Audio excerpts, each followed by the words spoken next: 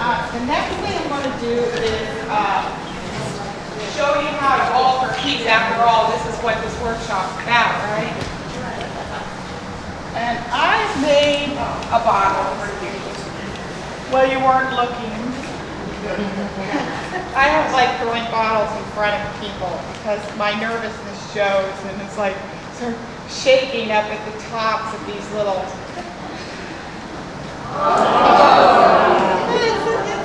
I threw it this morning while you were still asleep.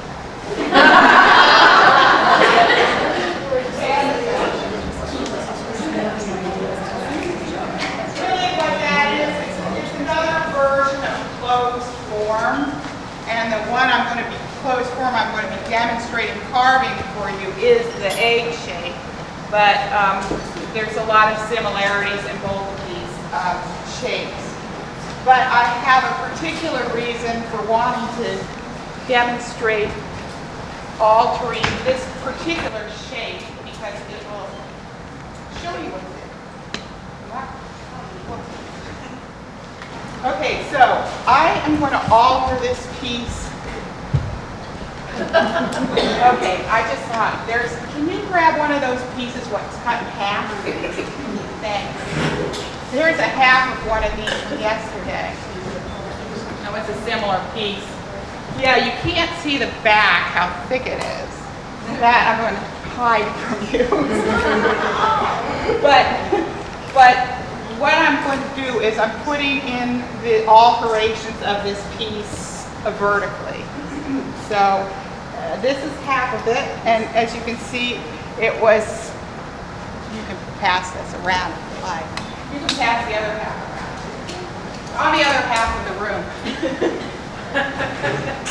I used sixes to alter this piece. In my alterations, I used sixes the most. See, that's a 6, and sometimes I use 3s. See, that's altered in 3. Can you see how that is?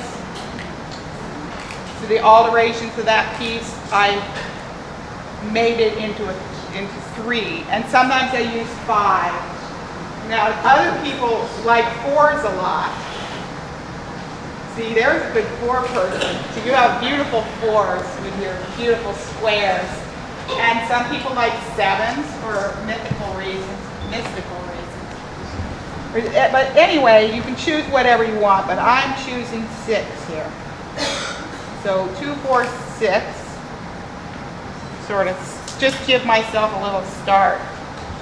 So, I don't want this extra clay. I'm taking that off. So what I'm going to do is to follow down my vertical line. And you see, I'm not pushing it, am I? I'm just making a finger mark, basically. Can you all see this? How soft is the fiber? Oh, how soft. Well, I should have passed it around.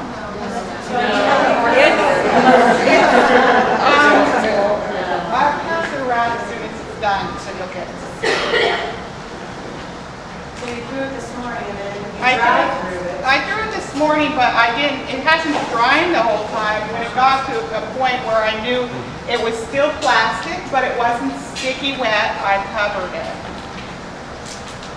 Okay. So once I've drawn my lines basically down, then I start just easing into that alteration. I'm not pushing too hard, using that bone right there.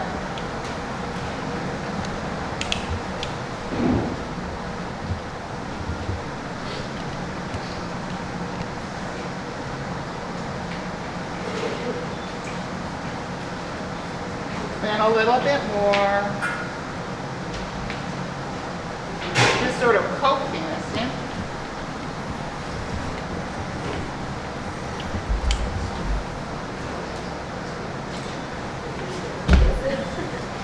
What I'm wanting to avoid by all of this coaxing is any pinching. You see, I'm actually creating folds, such as if you were doing a difficult origami project, you would want to create the folds first so that you could work into that piece. That's what I'm doing here. I'm actually telling it a little bit, you're going to move in this direction. You're going to move in this direction. But if I did it all at once, I'd get pinching.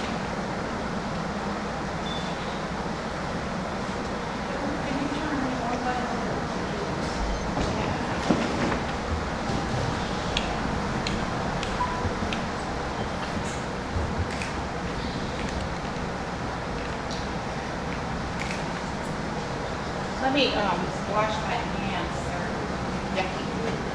I'm going to get these sticky little crumbs on my pot, and then I'm going to start cursing because I will have made a mess of the piece. Don't want that. Okay. So we continue.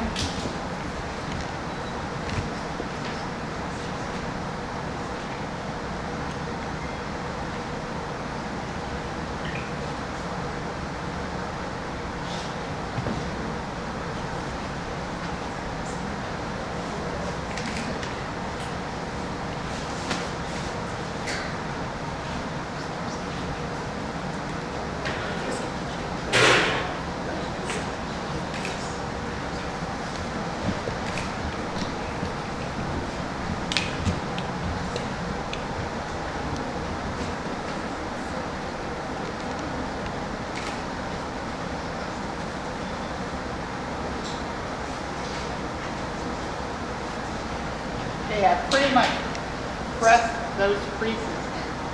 And now I'm just going to start to really look, see the piece is changing shape. It's getting taller and thinner.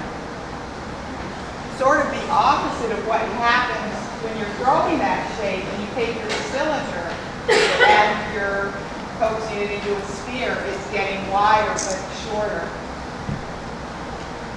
Can you explain the difference between that and your spiral? What's happening with It pretty much, the spiral or the diagonal pretty much stays the same because you've got horizontal and vertical elements occurring.